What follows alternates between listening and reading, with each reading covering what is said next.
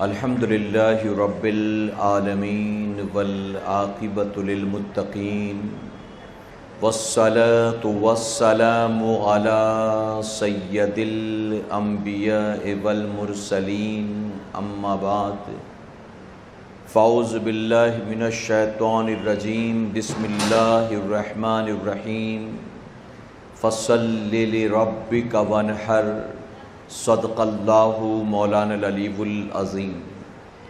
پڑھیں الصلاۃ والسلام علیک یا رسول اللہ، الصلاۃ والسلام علیک یا حبیب اللہ، الصلاۃ والسلام علیک یا نبی اللہ وعلی آلک واصحابک یا نور اللہ صلی اللہ تعالی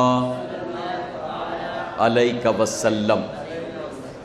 رب کعبہ کی بارگاہ میں دعا ہے مولا اپنے حبیب صاحب الاولاق صلی اللہ تعالیٰ علیہ وسلم کے صدقہ طفیل ہم تمام حاضرین اور سامعین کو تو ماہ ذی الحجہ کی برکتوں سے بھرپور مالا مال فرما۔ یا الہ العالمین، ہم میں سے جن جن حضرات نے بھی تیری رضا کے لیے قربانیاں دیں تو ان کی قربانی کو اپنی بارگاہ میں شرف قبولیت نصیب فرما، اور اس سال جتنے تیرے بندوں اور بندیوں نے حج کو ادا کیا ان میں جس کسی کا حج تیری بارگاہ میں مقبول ہوا، میرے کریم اپنے اس نیک بندے یا بندی کے صدقے ہم غریبوں، ناتواں، کمزوروں کو بھی حج کی سعادت نصیب فرما، اور ماتھے کی نگاہوں سے گنبد خضرا کی زیارت نصیب فرما۔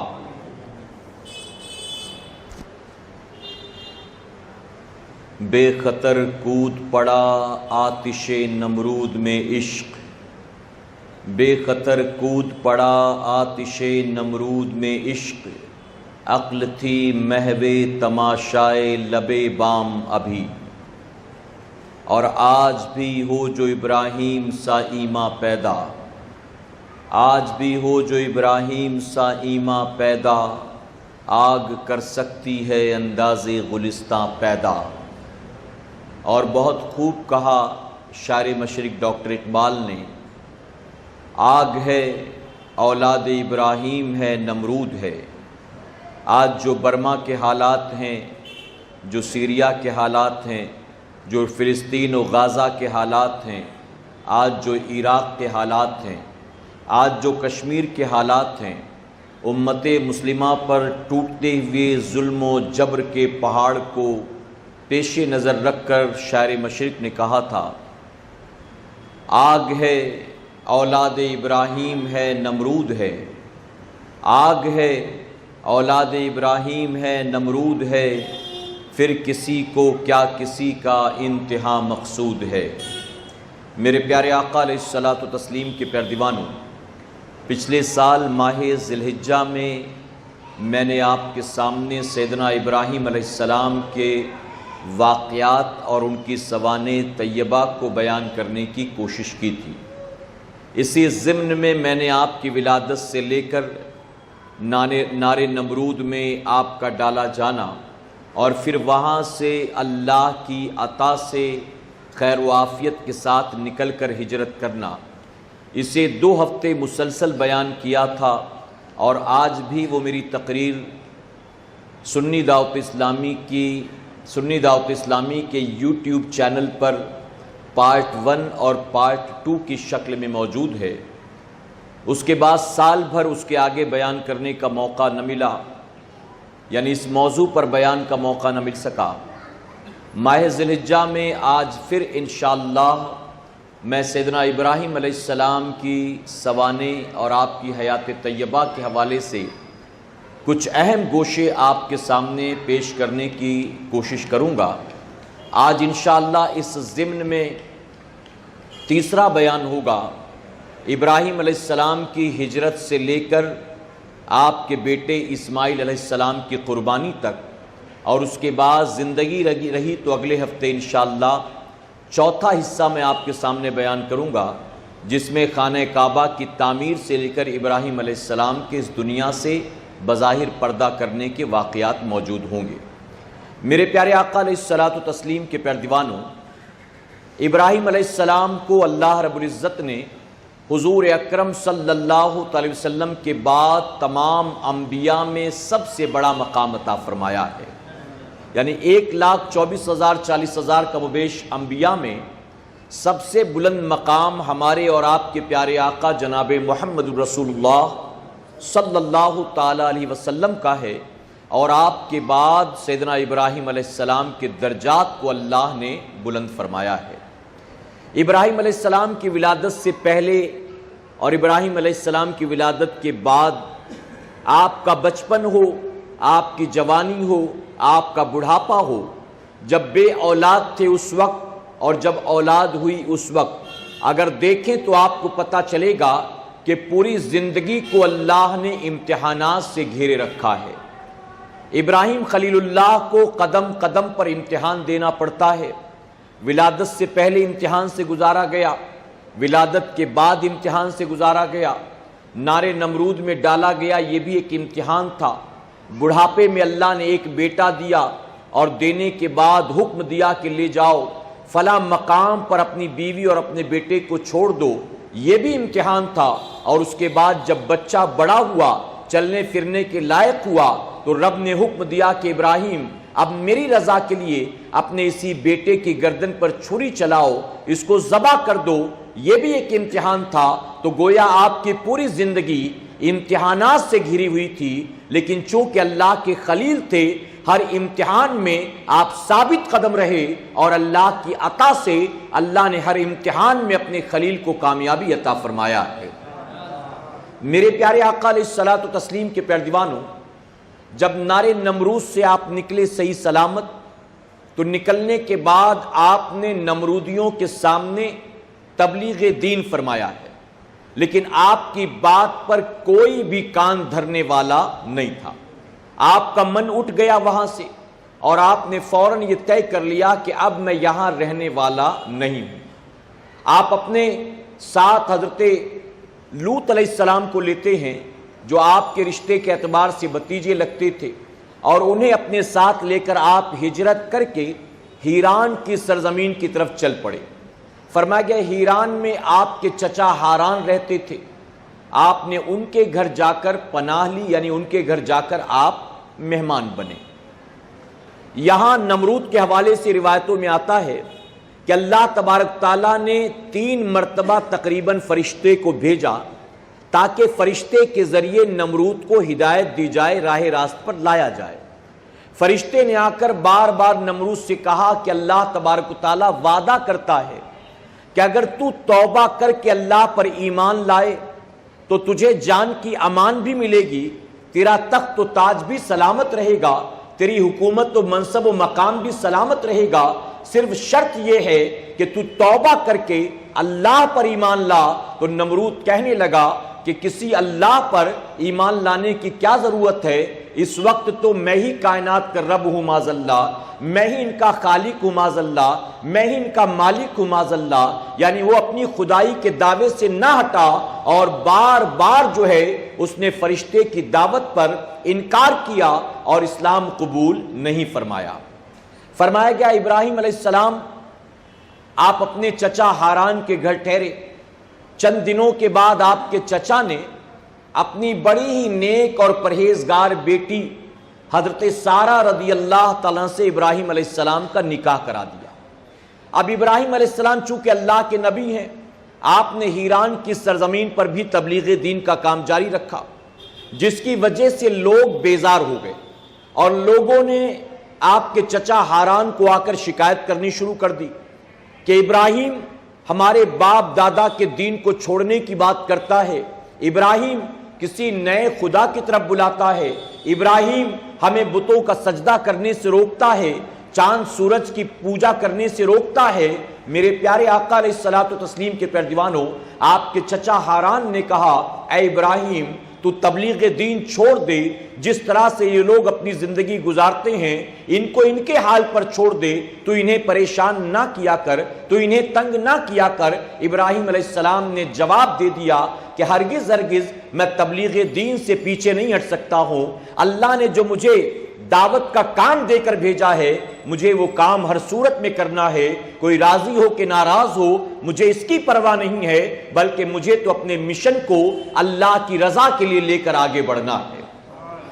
یہاں تک کہ ہاران نے کہا، یعنی آپ کے چچا، اور جو حضرت سارہ سے نکاح کے بعد سسر بھی بن گئے تھے، انہوں نے کہا کہ اگر تجھے یہی کرنا ہے تو میرے گھر میں نہیں رہ سکتا۔ اب ابراہیم علیہ السلام اپنی بیوی حضرت سارہ رضی اللہ تعالیٰ کو لیتے ہیں، اپنے بھتیجے حضرت لوط علیہ السلام کو لیتے اور لے کر اب آپ نکل پڑے۔ فرمایا گیا کہ اب 3 افراد پر مشتمل یہ قافلہ نکل پڑا ایک انجان راستے کی طرف۔ چلتے چلتے یہ مصر کی سرزمین پر پہنچے۔ اب جب مصر میں پہنچے تو وہاں کا بادشاہ بڑا ظالم و جابر تھا، اور اس بادشاہ کا معاملہ یہ تھا کہ باہر سے آنے والے مسافروں کو وہ گرفتار کرتا، ان کے ساتھ عورتیں ہوتی تو ان عورتوں کے ساتھ وہ بدکاری بدفعلی کیا کرتا تھا، یہ اس کی عادت تھی، اور اسی کام کے لیے اس نے آبادی میں جاسوس چھوڑ رکھے تھے، اور اس نے ایک اور اعلان کر رکھا تھا کہ آنے والوں کے ساتھ اگر بیٹی ہو بہن ہو تو انہیں قتل نہ کرنا بلکہ انہیں پناہ دینا، لیکن اگر آنے والا بیوی ساتھ لاتا ہے تو بیوی کو تو میرے محل میں لے آنا لیکن شوہر کو قتل کر دینا، یعنی بھائی ہو باپ ہو بیٹا ہو تو اسے قتل مت کرنا، لیکن شوہر ہو تو اسے قتل کر دینا اور بیوی کو میرے محل میں لے آنا تاکہ میں اس کے ساتھ بدفعلی کر سکوں۔ ابراہیم علیہ السلام جب اس شہر کی مصر کی سرحد میں داخل ہوئے تو آپ کو لوگوں کے ذریعے خبر ہو گئی۔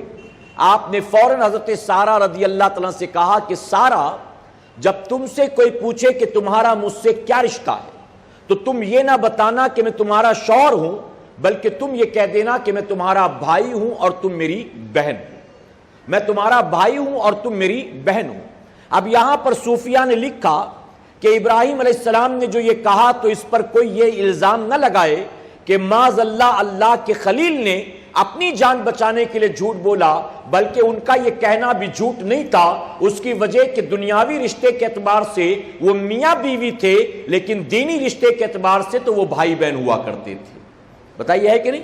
ہر مسلمان، حضور اکرم صلی اللہ علیہ وسلم نے فرمایا ہر مسلمان آپس میں بھائی، آپ نے فرمایا ہر مسلمان آپس میں بھائی ہیں۔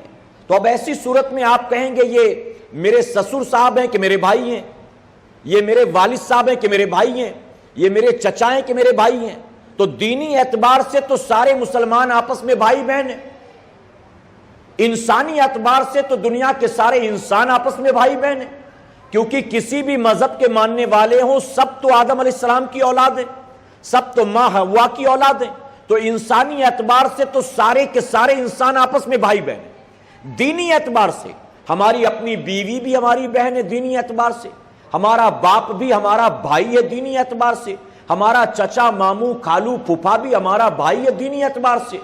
میرے پیارے آقا علیہ الصلوۃ والتسلیم کے پیروانوں، تو یہاں اللہ کے نبی نے مصلحت کے تحت دینی اعتبار سے کہا رشتہ بیان کرنا کہ میں تمہارا بھائی تم میری بہن ہو، اور ظاہر ہے کہ جاسوس نئے مسافروں کو سرحد میں داخل دیکھا تو آئے گرفتار کیا، اور گرفتار کرنے کے بعد کہا کہ تمہارا آپس میں کیا رشتہ ہے، تو جواب ملا کہ ہم تو آپس میں بھائی بہن ہیں۔ ایسی صورت میں ابراہیم علیہ السلام کو چھوڑ دیا گیا اور حضرت سارہ کو گرفتار کر کے انہیں محل میں لے جایا گیا۔ اب جانتے حضرت سارہ رضی اللہ تعالیٰ کے حوالے سے فرمایا گیا کہ اللہ رب العزت نے مردوں میں سب سے زیادہ حسن و جمال سیدنا یوسف علیہ السلام کو عطا فرمایا ہے، اور عورتوں میں اللہ نے سب سے زیادہ حسن و جمال حضرت سارہ رضی اللہ تعالیٰ کو عطا فرمایا ہے، اور سارہ رضی اللہ تعالیٰ رشتے کے اعتبار سے یوسف علیہ السلام کی دادی لگتی ہیں، تو فرمایا گیا کہ یوسف علیہ السلام کو جو حسن ملا وہ بھی اللہ نے ان کی دادی کے صدقے میں عطا فرمایا ہے۔ اور ہم مسلمانوں کا یہ عقیدہ ہے، ہم مسلمانوں، ہم خوش عقیدہ سنیوں کا یہ ماننا ہے کہ چاہے وہ سیدنا یوسف علیہ السلام ہو، چاہے وہ حضرت سارہ رضی اللہ تعالیٰ ہو، اللہ نے انہیں جو بھی حسن و جمال عطا کیا وہ سب اللہ نے اپنے حبیب کے صدقے میں عطا فرمایا۔ تو یہ سارا کا سارا میرے آقا کا صدقہ ہے کہ اللہ نے جو انہیں حسن و جمال عطا فرمایا۔ فرمایا کہ حضرت سارہ رضی اللہ تعالیٰ کو لے گئے۔ اب محل میں لے جانے کے بعد انہیں ایک کمرے میں بٹھایا گیا۔ حضرت سارہ رضی اللہ تعالیٰ اللہ کی عبادت میں مصروف ہے، اور یہاں ابراہیم علیہ السلام اللہ کی بارگاہ میں دعا کر رہے ہیں حضرت سارہ کے حفظ و امان کے لیے۔ فرمایا گیا کہ بادشاہ آیا اور اس نے آنے کے بعد آپ پر بری نظر ڈالی، حضرت سارہ رضی اللہ تعالیٰ پر بری نظر ڈالی۔ اس کا بری نظر ڈالنا تھا کہ فوراً آنکھوں کی روشنی جاتی رہی، اس کی آنکھوں کا نور جاتا رہا۔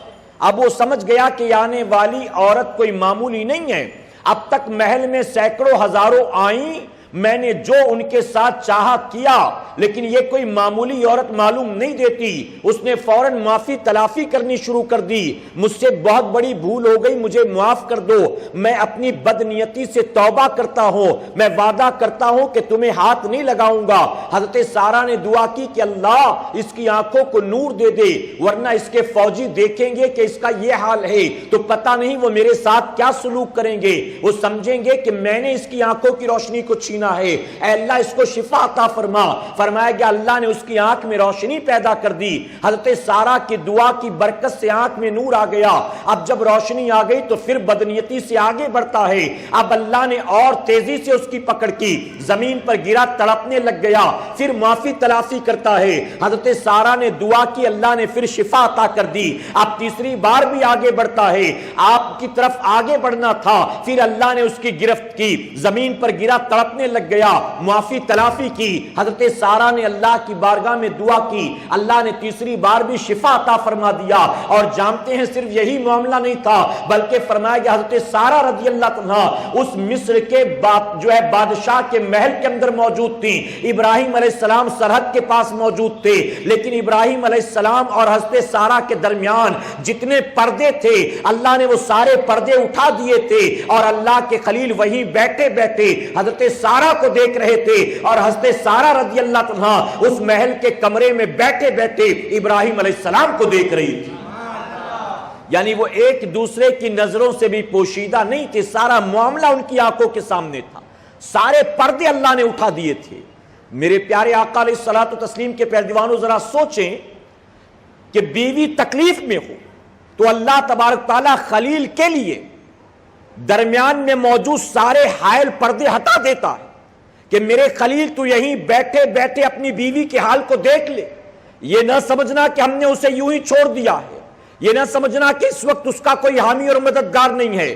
اے خلیل، نارے نمرود میں ہم نے تیری مدد کی تھی، اب ظالم و جابر بادشاہ کے محل میں ہم تیری بیوی سارہ کی مدد کریں گے، ان کی حفاظت کریں گے۔ اب ذرا آپ اندازہ لگائیں کہ جب خلیل جو ہے اپنی بیوی کو دور بیٹھے بیٹھے دیکھ سکتے ہیں تو یقیناً میرے پیارے آقا کے پیروانوں ہمارا ایمان و عقیدہ ہے، میرے آقا صلی اللہ علیہ وسلم مدینہ منورہ میں اگرچہ آرام کر رہی ہیں، لیکن اس زمین پر جہاں بھی آقا کے امتی موجود ہیں، اگر وہ تکلیف میں ہیں، اگر وہ درد میں ہیں، اگر وہ ظلم و زیادتیوں کے شکار ہیں تو آقا کی نظروں سے پوشیدہ نہیں ہیں۔ جب ابراہیم علیہ السلام آپ دور بیٹھے بیٹھے حضرت سارہ کو دیکھ سکتے ہیں تو یقیناً مدینے میں رہ کر میرے آقا صلی اللہ علیہ وسلم برما کی سرزمین پر تکلیف زدہ اپنی امت کو دیکھ سکتے ہیں، سیریا میں تڑپتے مسلمانوں کو دیکھ سکتے ہیں، لیبیا کے روتے مسلمانوں کو دیکھ سکتے ہیں۔ ضرورت صرف ایک بات کی ہے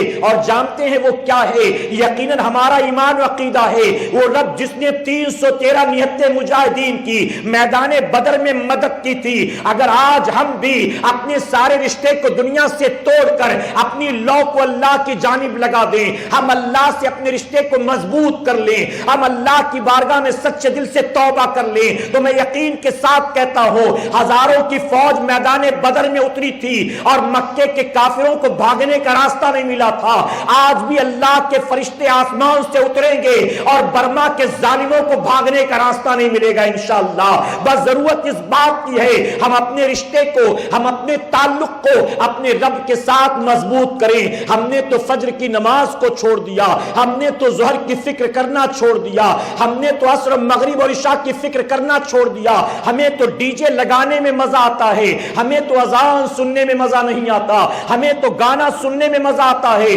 ہمیں قرآن کی تلاوت میں مزہ نہیں آتا، ہمیں حی علی الصلاح حی علی الفلاح کے نغمے مسجد تک نہیں لے جا سکتے ہیں، ہم تو تھرکنے والے ہیں، ہم تو ناچنے والے ہیں۔ پھر ظلم نہیں ہوگا تو کیا ہوگا، پھر مصیبتیں نہیں ٹوٹیں گی تو کیا ہوں گی؟ اے سرکار مدینہ کے پیارے دیوانوں، ہمیں تو ہر صبح اٹھ کر داڑھی منڈانے کی فکر ہوتی ہے، ہمیں تو شیمپو اور کریم لگانے کی فکر ہوتی ہے، ہم اللہ کے سجدوں کی فکر کب کرتے ہیں؟ ہمیں فکر ہے تو نئے جینس لینے کی، ہمیں فکر ہے تو نئے شارٹ ٹی شرٹ شرٹ خریدنے کی، ہمیں فکر ہے تو لڑکیوں سے دوستی کرنے کی، ہمیں فکر ہے تو آوارہ گردی کرنے کی، ہمیں فکر ہے تو فیشنیبل کپڑے خریدنے کی، اپنے آپ کو دنیا میں مبتلا اور ملوث کرنے کی۔ ہم تو دنیا کے پیچھے لالچی کتوں کی طرح بھاگتے ہیں اور پھر کہتے ہیں کہ اللہ ہماری مدد کیوں نہیں کرتا، یہ برما میں ظلم کیوں ہو رہا ہے، یہ زیادتی کیوں ہو رہی ہے، آبروئیں کیوں لوٹی جا رہی ہیں، مسلمانوں کی آبادی کو گھیر گھیر کر آگ لگا کر سب کو زندہ جلایا کیوں جاتا ہے، ان کے ہاتھ پیر کو کاٹا کیوں جاتا ہے، انہیں جو ہے پانی میں ڈبا کر مارا کیوں جاتا ہے، زندہ ان کے اعضاء کو کاٹ کاٹ کے انہیں تڑپایا کیوں جاتا ہے، ان کے زخموں پر مرچ اور نمک کیوں لگایا جاتا ہے۔ میں کہتا ہوں مسلمانوں، آج بھی ہو جو ابراہیم سا ایمان پیدا، آج بھی ہو جو ابراہیم سا ایمان پیدا، آگ کر سکتی ہے انداز گلستہ پیدا۔ ابراہیم علیہ السلام کو اللہ نے جو ایمان کی پختگی عطا کی تھی، اللہ نے جو ایمان کی حلاوت عطا کی تھی، ایمان کی چاشنی عطا کی تھی، میں کہتا ہوں اس ایمان کا ایک ذرہ بھی اگر ہمیں مل جائے گا، یقیناً اللہ کی مدد شامل حال ہوگی۔ دنیا کے کافروں کو راستہ نہیں ملے گا بھاگنے کا، یہود و نصارہ کبھی کسی مسلمان کی آنکھ میں آنکھ ڈالنے کی جرت نہیں کریں گے انشاءاللہ، لیکن کب جب ہمارا رشتہ اللہ سے مضبوط ہوگا۔ میرے پیارے آقا علیہ الصلوۃ والتسلیم کے پیارے دیوانوں، ہم آج الزام لگاتے وہ ایسا کر رہا ہے، وہ ایسا کر رہا ہے، وہ ایسا کر رہا ہے۔ میں آپ سے پوچھتا ہوں، فجر میں آپ نہیں اٹھتے ہو، امریکہ کا ہاتھ ہے اس کے پیچھے؟ آپ فجر نہیں پڑھتے ہو، امریکہ کا ہاتھ ہے؟ آپ روزانہ اٹھ کر داڑیاں منڈاتے ہو، یہ یہودیوں کا ہاتھ ہے اس کے پیچھے؟ کس کا ہاتھ ہے؟ آپ جھوٹ پر جھوٹ بولتے ہو، مودی کی سازش ہے، کون کر رہا ہے؟ آپ لوگوں پر الزام لگاتے ہو، اس کی وجہ سے اس کی وجہ سے اس کی وجہ سے، اپنے گریبان میں جھانکتے ہو۔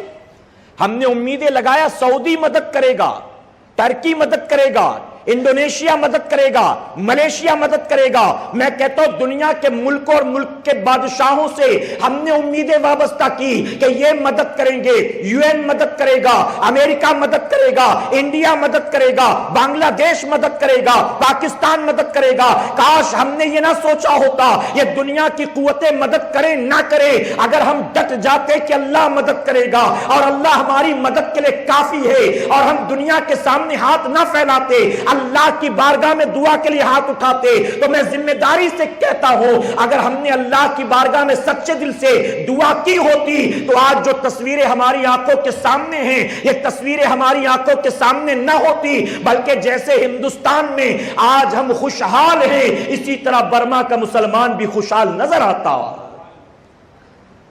تو ادھر ادھر کی نہ بات کر، یہ بتا کہ قافلہ کیوں لٹا۔ تو ادھر ادھر کی نہ بات کر، یہ بتا کہ قافلہ کیوں لٹا۔ مجھے رہزنوں سے گلا نہیں، تیری رہبری کا سوال ہے۔ مجھے رہزنوں سے، مجھے اسرائیل سے کوئی شکایت نہیں ہے، مجھے یہودیوں سے کوئی شکایت نہیں ہے، مجھے امریکہ سے کوئی شکایت نہیں ہے، مجھے سعودی کے شرابیوں سے کوئی شکایت نہیں ہے، مجھے ہندوستان کے مشرکوں سے کوئی شکایت نہیں ہے۔ شکایت ہے تو مسلمان تیری بدعملی کی شکایت ہے۔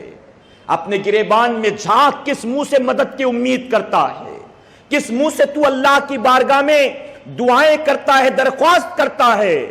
ذرا اپنے آپ کو اپنے آپ کو دین کے سانچے میں ڈھالنے کی کوشش کر، اپنے آپ کو دیندار بنانے کی کوشش کر۔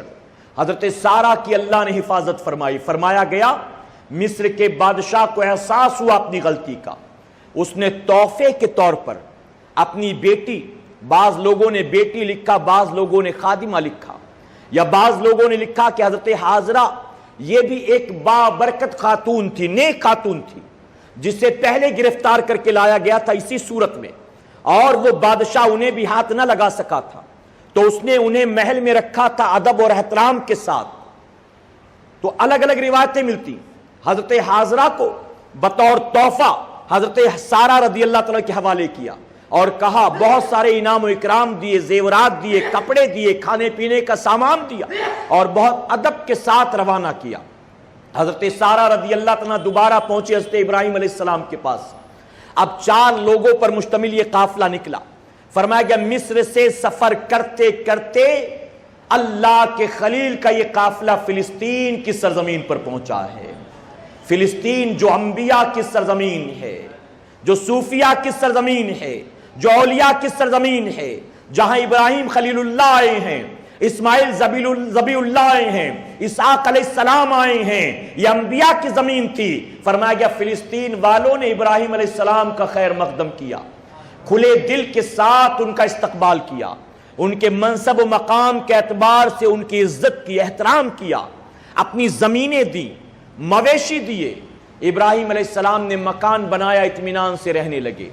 حضرت سارہ رضی اللہ تعالیٰ عرض کرتی ہے اللہ کے خلیل، اللہ نے ہمیں ہر طرح کی خوشی دی ہے، اللہ نے ہمیں ہر طرح کا اطمینان و سکون دیا ہے، صرف ایک کمی ہے، اور وہ کمی اس بات کی ہے کہ ہمارے پاس کوئی اولاد نہیں ہے۔ شادی کا کافی عرصہ گزر گیا، کوئی اولاد نہیں تھی۔ عرض کرتی اللہ کے خلیل ہم اولاد کی خوشی سے محروم ہیں، اور مجھے نہیں لگتا ہے کہ میرے مقدر میں آپ کو اولاد دینا لکھا ہے، تو میری تمنا یہ ہے کہ آپ حضرت حاضرہ سے نکاح کر لیں، ممکن ہے کہ ان کے بطن سے اللہ آپ کو اولاد عطا فرمائے، ان کے ذریعے اللہ آپ کو اولاد عطا فرمائے۔ حضرت سارہ رضی اللہ تعالیٰ کی خواہش پر ابراہیم علیہ السلام نے حضرت حاضرہ رضی اللہ تعالیٰ سے نکاح کر لیا۔ اب نکاح کے بعد اللہ رب العزت نے حضرت حاضرہ رضی اللہ تعالیٰ کے ذریعے ابراہیم علیہ السلام کو اسماعیل علیہ السلام جیسا بیٹا عطا فرمایا ہے۔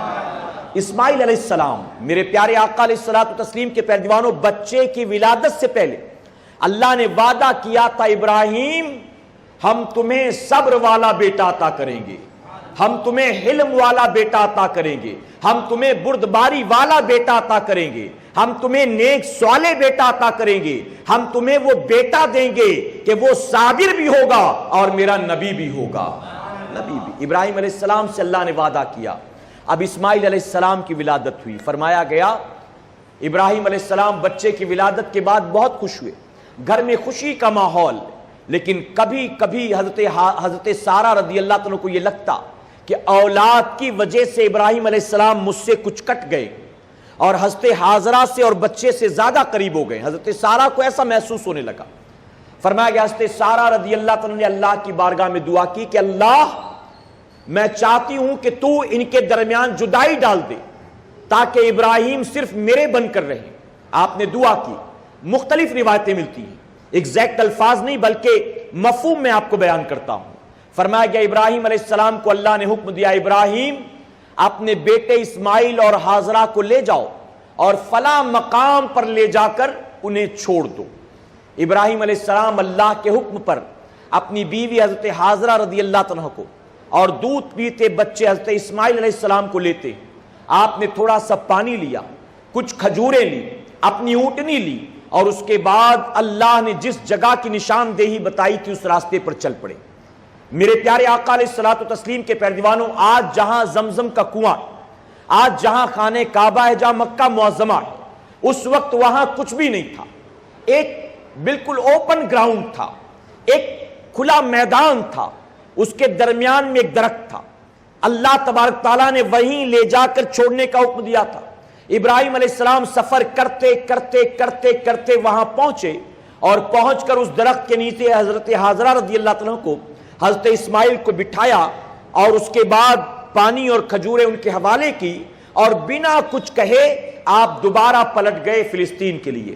فرمایا گیا جب آپ چلے تو حضرت حاضرہ رضی اللہ عنہ بچے کو لٹا کر آپ کے پیچھے پیچھے آتی ہیں، دوڑتی ہیں اور کہتی ہیں اللہ کے خلیل آپ ہمیں یہاں چھوڑ کر جاتے ہیں، یہاں کوئی آبادی نہیں ہے، یہاں کوئی پانی کا چشمہ نہیں ہے، یہاں کوئی کھانے پینے کا سامان نہیں ہے، یہاں ہمارے علاوہ کوئی انسان نہیں ہے، آخر ہمارا کیا ہوگا؟ آپ ہمیں کس کے حوالے کر کے جاتے ہیں؟ ابراہیم علیہ السلام کے پیچھے پیچھے دوڑ رہی ہیں۔ ذرا اس منظر کو اپنی آنکھوں کے سامنے لانے کی کوشش کرے۔ چٹیل میدان ہے، آسمان سے سورج آگ اگلتا ہے، زمین توے کی طرح تپتی ہے، ایک درخت ہے، اس درخت کے نیچے ایک چھوٹا سا بچہ اس کے سائے میں لیٹا ہے، اور ابراہیم علیہ السلام اپنی اونٹنی کو لے کر جا رہے ہیں۔ حضرت ہاجرہ پیچھے پیچھے دوڑتی ہیں، ریت میں پیر دھنستے تھے، اسے نکالتی تھی، پھر آگے بڑھتی تھی۔ ابراہیم علیہ السلام چلے جا رہی ہیں۔ کچھ دور جانے کے بعد حضرت ہاجرہ نے کہا، کیا اللہ نے آپ کو اس بات کا حکم دیا ہے؟ ابراہیم علیہ السلام رک گئے۔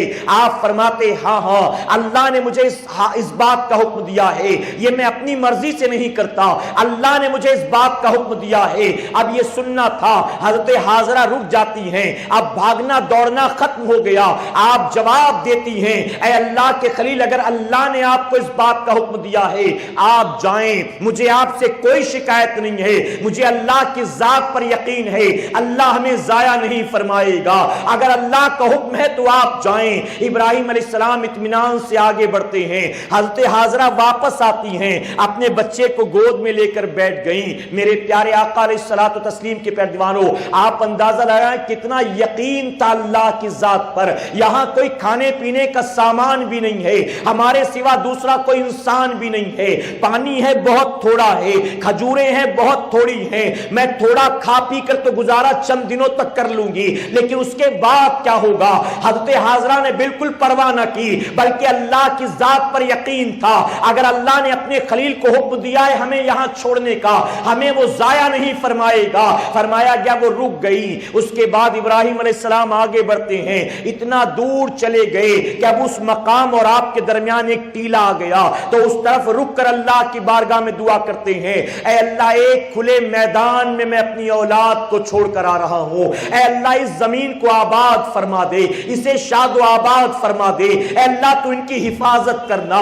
آپ دعائیں کرتے ہیں، آنکھوں سے آنسو چھلک رہے ہیں، آپ فلسطین کی سرزمین کی طرف چل رہے ہیں۔ آپ اندازہ لگائیں بڑھاپے کی اولاد ہے، کتنی محبت ہوگی میرے پیارے آقا علیہ الصلوۃ والتسلیم کے پیارے دیوانوں۔ اب ابراہیم علیہ السلام واپس چلے گئے۔ حضرت ہاجرہ رضی اللہ عنہ اپنے بیٹے کو گود میں لے کر بیٹھی ہیں۔ آپ پانی پیتی ہیں ضرورت کے اعتبار سے، آپ کو جب بھوک محسوس ہوتی ہے کھجوریں کھاتی ہیں، اپنے بیٹے کو دودھ پلاتی ہیں۔ دھیرے دھیرے کھجوریں ختم ہو گئیں، پانی بھی سارا ختم ہو گیا۔ اب جب پانی اور کھجوریں ختم ہو گئیں، آپ کا دودھ بھی سوکھ جاتا ہے۔ اب بچے کو دودھ پلانا چاہتی ہیں، لیکن ایک قطرہ بھی دودھ کا آتا نہیں ہے۔ بچہ بھوک سے بلکنے لگتا ہے، آپ کو بھی بھوک اور پیاس کی شدت ہے۔ آخر کار اپنے بیٹے کو زمین پر لٹاتی ہیں، اور لٹانے کے بعد سامنے صفا کی پہاڑیاں تھیں۔ آپ اس پہاڑی کی طرف دوڑتی ہیں اس نیت سے کہ اس پہاڑی پر چڑھنے کے بعد ممکن ہے کہیں کوئی کھانے پینے کا سامان نظر آ جائے، کہیں کوئی پانی کا چشمہ یا کوئی آبادی نظر آ جائے۔ آپ صفا کی پہاڑی پر چڑھتی ہیں، اوپر چڑھنے کے بعد چاروں طرف دیکھتی ہیں، کہیں کچھ بھی نظر نہیں آتا۔ آپ نیچے اترتی ہیں، اترنے کے بعد سامنے دوسری پہاڑی تھی، مروا کی پہاڑی۔ آپ مروا کی پہاڑی کی طرف جاتی ہیں۔ فرمایا گیا کہ جاتی تھی اور جانے کے بعد اپنے بیٹے کو دیکھتی چلی جاتی تھی۔ فرمایا گیا صفا اور مروا پر جب چڑھتی تھی تو اسماعیل علیہ السلام بہت آسانی سے نظر آتے تھے، لیکن دونوں پہاڑیوں کے درمیان ایک حصہ ایسا تھا جہاں سے اسماعیل علیہ السلام نظر نہیں آتے تھے۔ تو جب آپ وہاں پہنچتی تھی تو دوڑنا شروع کر دیتی تھی تاکہ یہ راستہ جلدی کٹ جائے اور میرا بیٹا میری نظروں سے اوجھل نہ ہو پائے۔ فرمایا گیا تیزی سے دوڑتی ہوئی آپ اوپر جاتی تھی۔ اس طرح سے صفا مروا کے درمیان آپ نے 7 چکر لگائے ہیں۔ یہ چکر کس لیے لگا رہی تھی؟ اے سرکار مدینہ کے پیارے دیوانوں، اپنی اولاد کی محبت میں لگاتی تھی، اپنے مولا کی رضا کے لیے لگاتی تھی۔ اللہ نے حکم دیا تھا رکنے کا رک گئی تھی، اب بھاگ رہی تھی کھانے پینے کا انتظام ہو جائے۔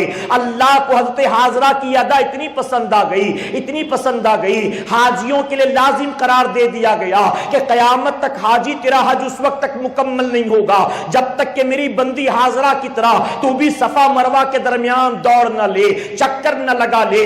7 چکر اس نے لگائے تھے، 7 تجھے بھی لگانے ہوں گے۔ میرے پیارے آقا علیہ الصلوۃ والتسلیم کے پیارے دیوانوں، اللہ کو اپنی بندی کی ادا کتنی پسند آ گئی، اور وہ مقام جہاں پر آپ زیادہ تیزی سے دوڑتی تھی، آج بھی حاجی اس جگہ پہنچتا ہے تو تیزی سے دوڑتا ہے۔ اب نہ کوئی پانی کا مسئلہ ہے، اب نہ کوئی اسماعیل علیہ السلام کی زندگی کا مسئلہ ہے، اب نہ کسی آبادی کو ڈھونڈنے کا مسئلہ ہے، لیکن اللہ کے نیک بندوں بندیوں کے اگر عمل کو ہم اپناتے ہیں، اس پر اللہ راضی ہوتا ہے، اللہ خوش ہوتا ہے۔ فرمایا گیا کہ جب 7واں چکر ہوا، آپ کی نظر پڑی تو آپ نے دیکھا اسماعیل علیہ السلام کی ایڑیوں کے قریب، آپ کے پیروں کے قریب ایک فرشتہ موجود تھا۔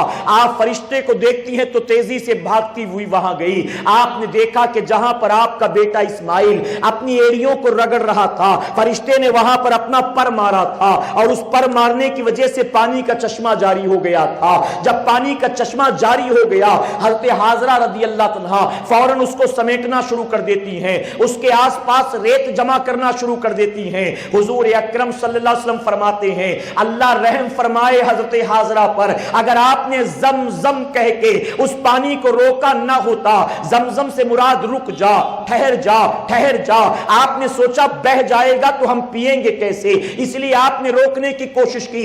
آقا فرماتے اللہ رحم کرے حضرت حاضرہ پر، اگر زمزم کہہ کے انہوں نے روکا نہ ہوتا تو یقیناً وہ پانی دنیا کے ہر پانی میں مل گیا ہوتا، دنیا کے کونے کونے میں پہنچ گیا ہوتا۔ یہ کیسا برکت والا پانی تھا میرے پیارے آقا علیہ الصلوۃ والتسلیم کے پیروانوں۔ وقت گزرتا رہا، ابراہیم علیہ السلام کو اللہ نے خوشخبری سنائی، اے ابراہیم تیرا بیٹا بھی صحیح سلامت ہے، تیری بیوی بھی صحیح سلامت ہے۔ فرمایا گیا پانی وہاں پر پانی کا چشمہ جاری ہو گیا، اطمینان سے رہنے لگے، اور یہی وہ پانی ہے دنیا کا کہ جس میں اللہ نے یہ صفت پیدا کر دی ہے، اگر بھوکا کھاتا ہے تو بھوک مٹ جایا کرتی ہے، اگر پیاسا کھاتا ہے تو پیاس بجھ جایا کرتی ہے۔ تو اس پانی میں اللہ نے صفت پیدا کر دی۔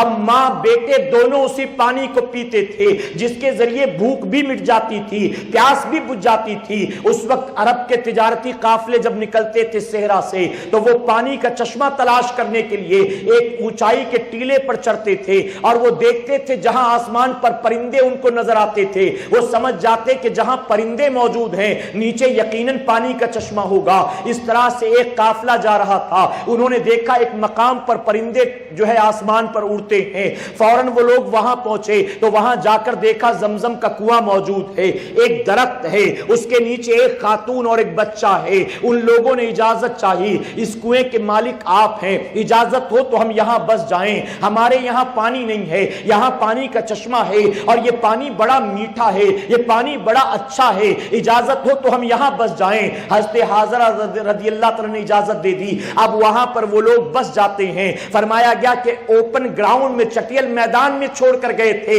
لیکن اب وہاں آبادی ہے، اور فرمایا گیا کہ حضرت حاضرہ کی بڑی عزت ہے، اسماعیل علیہ السلام کا بڑا احترام ہے۔ اس قبیلے والوں نے اسماعیل علیہ السلام کو اپنا سردار بنا لیا تھا، اگرچہ چھوٹے بچے تھے، ان کی خدمت کیا کرتے تھے۔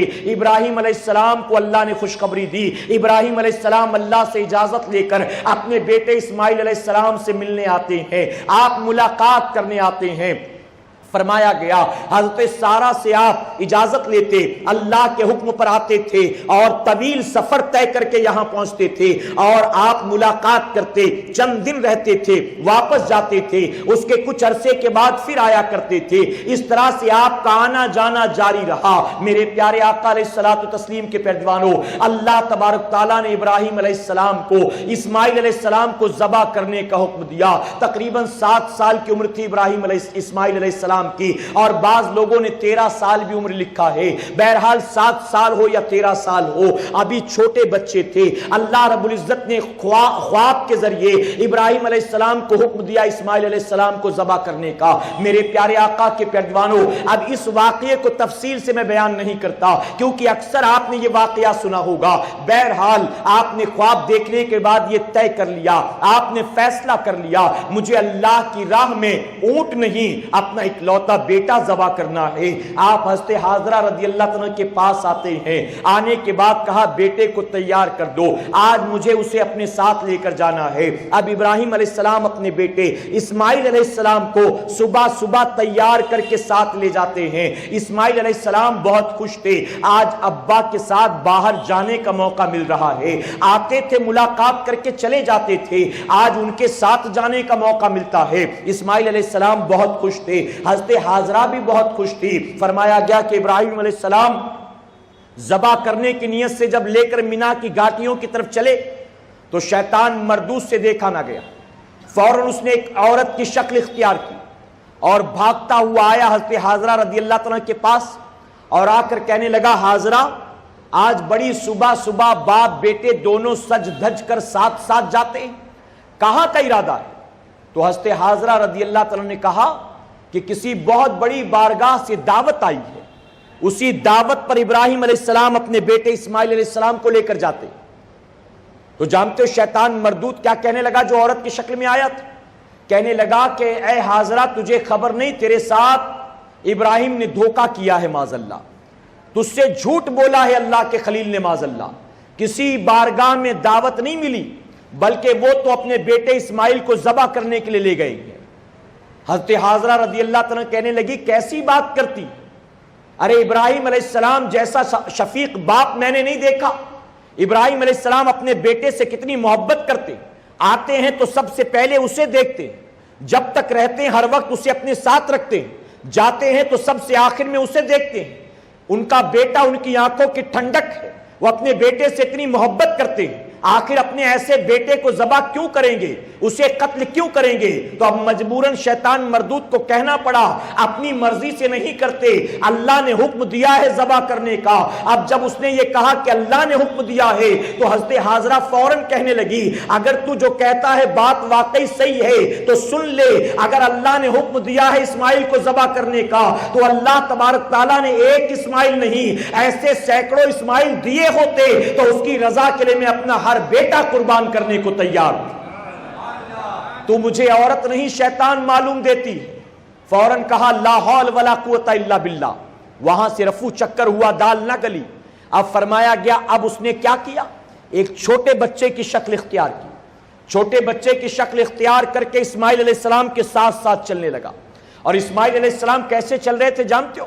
ابراہیم علیہ السلام آگے آگے چل رہے ہیں اور اسماعیل علیہ السلام پیچھے پیچھے, نہ ساتھ ہیں نہ آگے ہیں, بلکہ باپ کا یہ ادب ہے کہ اپنے باپ کے پیچھے پیچھے چلتے ہیں. شاعر مشرق ڈاکٹر اقبال نے لکھا یہ فیضان نظر تھا یا کہ مکتب کی کرامت تھی, یہ فیضان نظر تھا یا کہ مکتب کی کرامت تھی, سکھایا کس نے اسماعیل کو آداب فرزندی.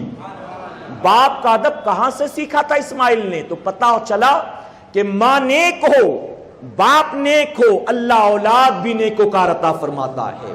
تو یہ کہاں سے سیکھا تھا؟ کسی مکتب میں تو نہیں گئے تھے, سیکھا کہاں سے؟ تو یہ فیضان نظر تھا. میرے پیارے آقا علیہ الصلوۃ والتسلیم کے پیروانوں, اب چھوٹا سا بچہ ان کا ہم عمر بن کر قریب ساتھ چلنے لگا. اسماعیل علیہ السلام نے دیکھا, مسکرائے, وہ بھی دیکھ کر مسکرایا. اب جب مسکراہٹیں ایکسچینج ہوئی تو جرت کر کے قریب آیا اور قریب آ کر کہتا اسماعیل بہت خوش ہو, کیا تمہیں پتا ہے کہ تمہارے ابا تمہیں کہاں لے جاتے ہیں؟ کہا ابا نے تو یہی کہا ہے کہ کسی بہت بڑی بارگاہ کی دعوت ہے وہاں لے جا رہے ہیں. تو کہنے لگا کہ ابا نے دھوکہ کیا ہے تمہارے ساتھ معاذ اللہ, جھوٹ بولا ہے. اب نبی جھوٹ بولتا ہے, یہ کس کا عقیدہ ہے معاذ اللہ؟ شیطان مردود کا. کس کا عقیدہ ہے؟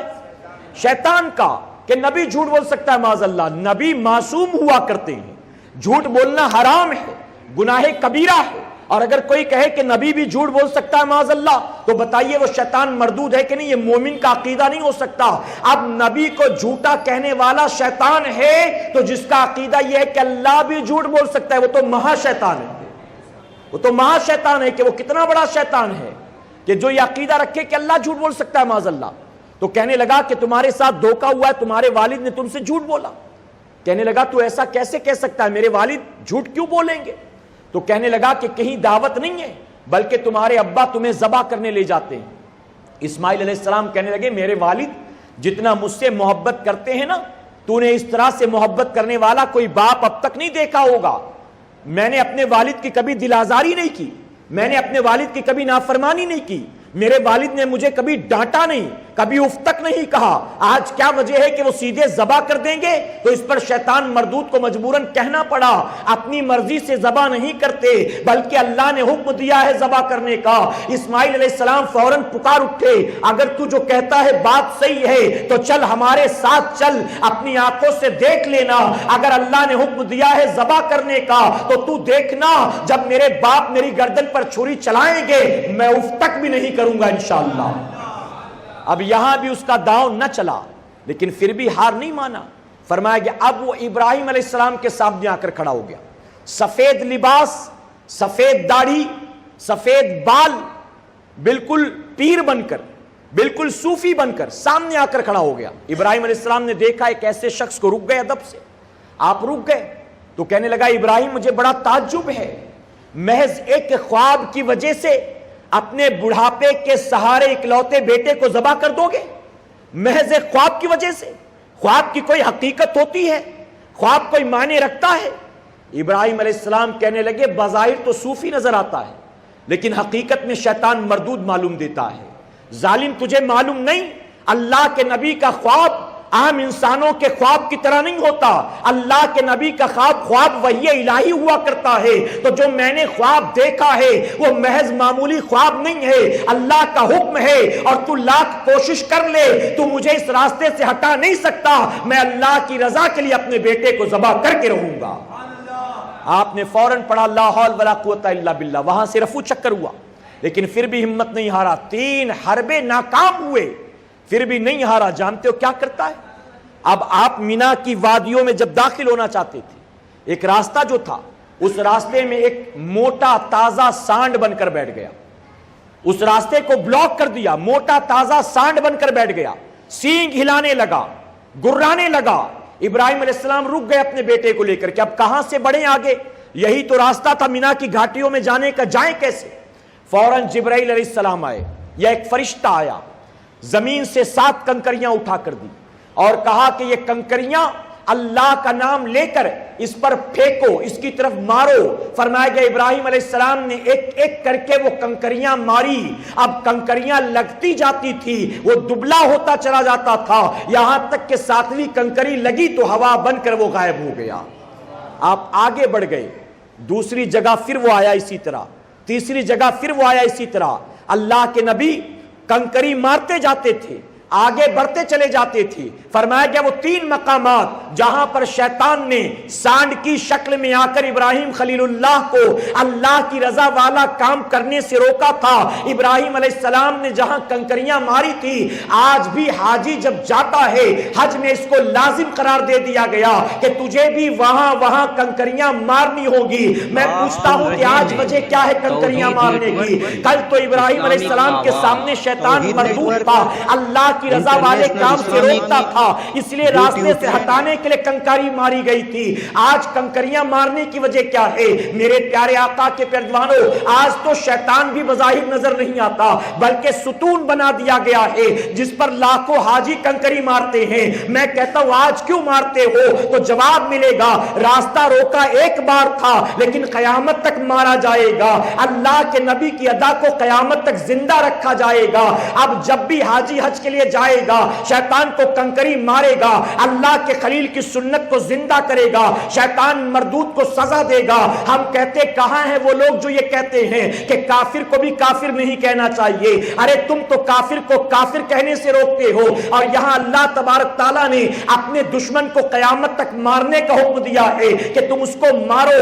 اگر کوئی ایسے آپ کے عقیدے والا کہے ہم کنکری نہیں ماریں گے, ہم تو نیک لوگ ہیں, ابراہیم علیہ السلام نے مارا تھا مار لیا, آج ہم کیوں مارے؟ جانے دو, اللہ معاف کرنے والا ہے. ابھی مرا نہیں, ہو سکتا ہے وہ بھی توبہ کر کے پلٹ آئے, ہو سکتا ہے وہ بھی اللہ کی بارگاہ میں رجوع کر لے. اے سرکار مدینہ علیہ الصلوۃ والتسلیم کے پیروانوں, ہم کہتے ہیں ایسے گندے عقیدے جنہوں نے گڑھ رکھے ہیں یہ بھی اسی شیطان مردود کے شاگرد ہیں. یہ بھی مسلمانوں کا عقیدہ خراب کرنے کے لیے, انہیں راہ راستے سے ہٹانے کے لیے, انہیں کافروں کو کافر نہیں کہنے سے روکتے ہیں, شیطان کو شیطان کہنے سے روکتے ہیں, برے کو برا کہنے سے روکتے ہیں میرے پیارے آقا علیہ الصلوۃ والتسلیم کے پیروانوں. تو بہرحال ابراہیم علیہ السلام اپنے بیٹے کو ساتھ لے کر بڑھے. آپ نے شیطان کو کنکری مار مار کر راستے سے ہٹا دیا. اب مینا کی گھاٹیوں میں آپ پہنچتے ہیں. اب یہاں پہنچنے کے بعد اپنے بیٹے کو ذبح کرنے کی باری تھی, لیکن ذبح یوں نہ کیا, اللہ نے ایک اور امتحان سے گزارا.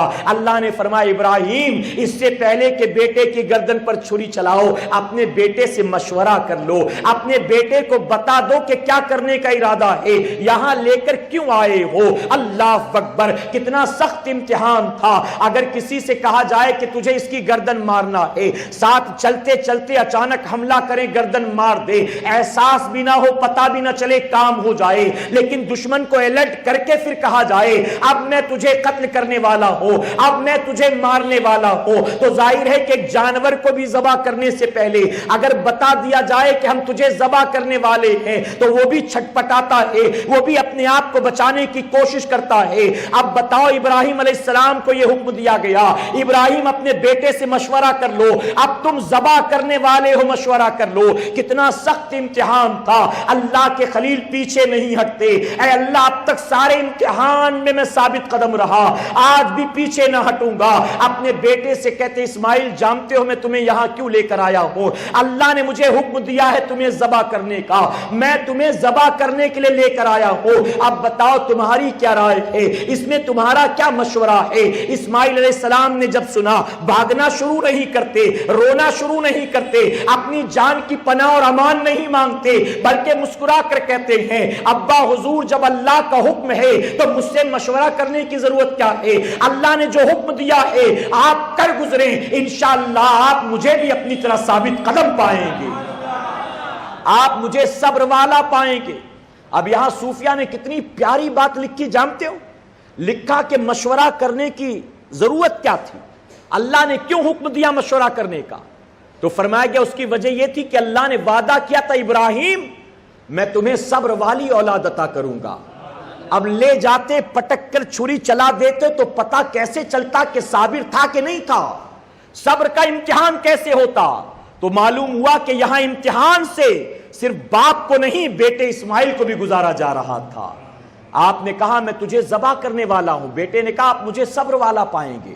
اللہ کا وعدہ حق ہو گیا کہ محبوب اے خلیل دیکھ لو ہم نے وعدہ کیا تھا صابر بیٹا دینے کا, ایسا صبر والا بیٹا دیا ہے کہ میری رضا کے لیے چھری چلانا چاہو گے اف تک نہیں کرے گا, بلکہ میری رضا کے لیے ایسا صابر ہے کہ اپنی گردن پر چھری تک چلوانے کو تیار ہے. اب ابراہیم علیہ السلام مطمئن ہو گئے. اسماعیل علیہ السلام اپنے والد سے کہتے ابا حضور چند وصیتیں کرتے ہیں کہ ابا حضور آپ میرے ہاتھ پیر باندھ دیں, آپ مجھے الٹا لٹا دیں پیشانی کے بل, تاکہ میں زیادہ چھٹپٹاؤں نہیں, ورنہ میرا خون اڑے گا آپ کے کپڑے پر لگے گا, آپ گھر جائیں گے تو ماں حاضرہ کو پتہ چل جائے گا. آپ مجھے پیشانی کے بل یعنی الٹا لٹا دیں تاکہ میرا چہرہ آپ کی آنکھوں کے سامنے نہ ہو سکتا ہے چہرہ آنکھ کے سامنے ہو تو رکاوٹ بن جائے. فرمایا کہ ابراہیم علیہ السلام نے بہرحال اللہ کے حکم پر اپنے بیٹے اسماعیل علیہ السلام کو لٹایا. مینا کی گھاٹیاں گواہ ہیں, عرش کے فرشتے گواہ ہیں, حیرت سے دیکھتے تھے اے اللہ آج کس امتحان سے تو خلیل کو گزارنے والا ہے. مینا کے ذرے ذرے گواہی دے رہے تھے اے اللہ تو نے خلیل کو نہ جانے کتنے امتحان سے گزارا ہے, آج یہ کیسا امتحان ہے. عرش کے فرشتے حیران تھے اے اللہ تو کیا فیصلہ کرے گا, اسماعیل کی گردن کٹے گی خون کے فوارے نکلیں گے یا اسماعیل کی جگہ بن گردن کٹے ہی ان کی قربانی کو قبول کر لیا جائے گا. فرمایا گیا ابراہیم علیہ السلام نے اپنی آنکھ پر پٹی کو باندھا ہے, چھری کو تیز کیا ہے اور تیز کرنے کے بعد آپ کے سر پر ہاتھ رکھا اور گردن پر چھری کو چلانا شروع کرتے ہیں. فرمایا گیا چھری کو چلاتے ہیں پوری طاقت کے ساتھ تاکہ ایک بار میں کام تمام ہو جائے, اللہ کے حکم پر ایک بار میں عمل ہو جائے. اے سرکار مدینہ علیہ الصلوۃ والتسلیم کے پیروانوں, یہاں چھری کا چلانا تھا, غیب سے آواز آتی ہے ابراہیم ٹھہر جا, اے ابراہیم بن گردن کٹے ہم نے تیری قربانی کو قبول کر لیا، ہم نے اس کے فدیے کے طور پر جنت سے دمبا بھیجا ہے، اسماعیل کی جگہ اس جنتی دمبے کو ذبح کر دو۔ ابراہیم اسماعیل کی قربانی کو بن کٹے ہم نے قبول کر لیا۔ ابراہیم علیہ السلام نے آنکھوں سے پٹی کو ہٹایا ہے، روایتوں میں آتا ہے کہ سامنے دمبا موجود تھا، آپ نے دمبے کو لٹایا ہے، بیٹے کو ہٹایا ہے اور دمبے کی گردن پر چھری چلایا ہے۔ اور بعض لکھنے والوں نے لکھا کہ ابراہیم علیہ السلام نے اپنے بیٹے کی گردن پر جب چھری چلایا ہے تو ابراہیم علیہ السلام کا چھری چلانا تھا، جبرائیل علیہ السلام آسمان پر تھے، آپ موجود تھے، آپ آسمان سے دیکھ رہے تھے۔ فرمایا گیا کہ وہ تیزی کے ساتھ جنت میں جاتے ہیں، اللہ کے حکم پر ایک دمبا تلاش کرتے ہیں، زمین پر آتے ہیں۔ ابراہیم علیہ السلام چھری چلا چکے تھے، آپ نے چھری کو پلٹا ہے، اسماعیل علیہ السلام کو ہٹایا ہے، دمبے کو لٹایا ہے۔ مختلف روایتیں ملتی ہیں، جانتے ہو یہاں ایک بڑی پیاری روایت میں عرض کرنا چاہوں گا، حضور اکرم صلی اللہ علیہ وسلم نے جبرائیل علیہ السلام سے فرمایا تھا، اے جبرائیل اپنی زندگی میں کیا کبھی تجھے پورے بالوں پر کی طاقت کے ساتھ زمین پر اترنا پڑا؟ کیا کبھی ایسے موقع بھی آئے ہیں جب پوری طاقت کے ساتھ تمہیں زمین پر آنا پڑا ہو؟ تفسیر الروح البیان میں آتا ہے جبرائیل علیہ السلام عرض کرتے ہیں، یا رسول اللہ صلی اللہ علیہ وسلم 4 مرتبہ میرے ساتھ ایسا ہوا کہ جب مجھے پوری طاقت کے ساتھ زمین پر آنا پڑا۔ آپ فرماتے وہ کون سے موقع تھے؟ جواب دیتے ہیں جب ابراہیم علیہ السلام کو نار نمرود میں ڈالا گیا تھا، وہ چل پڑے تھے نمرود کی آگ کی طرف، میں سدرۃ المنتہا پر بیٹھا دیکھ رہا تھا۔ رب نے فرمایا جبرائیل یہ دیکھنے کا وقت نہیں ہے، فوراً جا، اس سے پہلے کہ خلیل آگ میں پہنچے اور آگ اس کے بال کو چھو جائے، فوراً جا کر آگ کو باغ میں تبدیل کر دے، اس نار کو گلزار بنا دے۔ فرماتے عرض کرتے پوری تیزی کے ساتھ میں آیا تھا، خلیل کو منجنیق پر رکھ کر چھوڑ دیا گیا تھا، وہ ہوا میں پرواز کر رہے تھے، ان سے پہلے میں آگ کے اندر پہنچ گیا ہوں اور میں نے ان کے بیٹھنے کی جگہ تیار کر دی ہے۔ اس کے بعد دوسرا موقع یہ تھا، ابراہیم علیہ السلام اپنے بیٹے کو لٹا کر گردن پر چھری چلا چکے تھے، میں سدرۃ المنتہا پر تھا، اللہ کا حکم ہوا فوراً جبرائیل جنت میں جا، ایک خوبصورت دمبا تلاش کر اسے ساتھ لے کر زمین پر جا اور جا کر اسماعیل کو ہٹا کر دمبے کو لٹا۔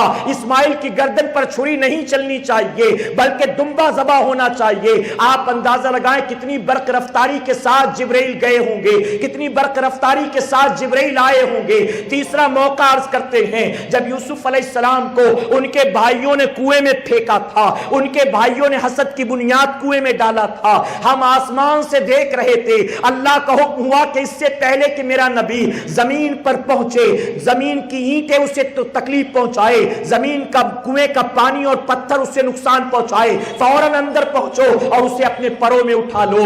عرض کرتے ہیں میں پوری تیزی کے ساتھ آیا تھا، آپ ذرا سوچیں کہ کیسی تیزی رہی ہوگی۔ کنویں میں یوسف علیہ السلام جا رہے ہیں اور ان سے آگے اتر کر اپنے پروں کو پھیلایا ہے اور یوسف علیہ السلام کو پروں میں تھام لیا۔ اور چوتھا موقع یا رسول اللہ صلی اللہ علیہ وسلم جنگ کے موقع پر جب کافروں کا ایک تیر آپ کو لگا تھا، آپ کا دندان مبارک شہید ہوا تھا، اس سے خون کا فوارہ نکلا تھا، ہم سدرۃ المنتہا پر تھے، اللہ نے حکم دیا فوراً زمین پر جاؤ، اس سے پہلے کہ محبوب کے خون کا کوئی قطرہ زمین پر گرے جا کر اسے اپنے پروں میں لے لو۔ اے جبرائیل اگر حبیب کے خون کا ایک قطرہ بھی زمین پر گر گیا تو زمین پر قیامت تک سبزہ پیدا نہیں ہوگا، جاؤ جا کر اسے اپنے ہاتھ میں لے لو۔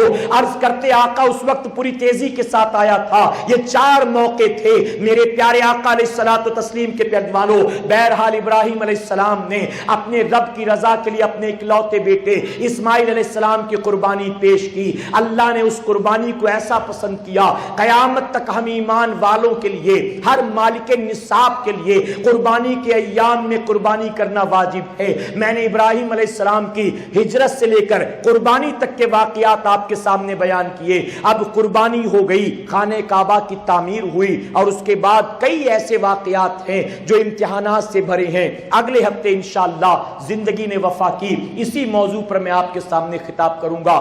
دو پارٹ جو ہے میں نے پچھلے سال بیان کیے تھے، پارٹ 1 پارٹ 2 ابراہیم علیہ السلام کی حیات طیبہ، اس ہفتے میں نے تیسرا حصہ بیان کیا، اگلے ہفتے انشاءاللہ چوتھا حصہ بیان ہوگا۔ اس سے پہلے کے واقعات اگر آپ سننا چاہتے ہیں، سنی دعوت اسلامی کے یوٹیوب چینل youtube.com/SDI چینل پر میرے دونوں پارٹس ابراہیم علیہ السلام کی قربانی کے حوالے سے موجود ہیں، آپ جا کر وزٹ کر کے سن سکتے ہیں۔ اللہ رب العزت ہمیں آپ کو سب کو کہنے سننے سے زیادہ عمل کی توفیق عطا فرمائے۔ درمیان گفتگو مجھ سے جانے انجانے میں کسی طرح کی غلطی خامی رہ گئی، آپ سب کو گواہ بنا کر سچے دل سے توبہ کرتا ہوں، رب میری توبہ قبول فرمائے اور ہماری اس محفل کو قیامت میں ہمارے لیے، ہمارے والدین کے لیے بخشش اور نجات کا ذریعہ بنائے۔ وما علینا الا البلاغ۔ السلام علیکم۔